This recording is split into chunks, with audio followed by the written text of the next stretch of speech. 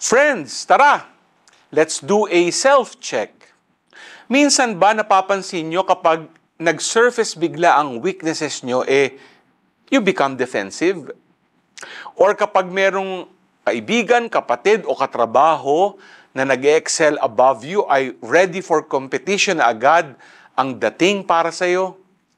If yes ang sagot mo, I'm sure makakatulong ang episode na ito. Sa Gospel, aware si John the Baptist na a man is coming after him who ranks ahead of him. At siya mismo ang nag-declare nito. Pero di tulad ng karamihan. Hindi threat kundi love and reverence ang kanyang naging tugon sa realidad na ito ng pagkakatawang tao ng anak ng Diyos. Sa ating buhay, makikita natin ang mga kaya nating gawin at ang mga hindi nating kayang gawin. At ang mga plano at biyaya ng Diyos sa atin, at gayon din ang kanyang plano at mga binibigay na biyaya sa iba.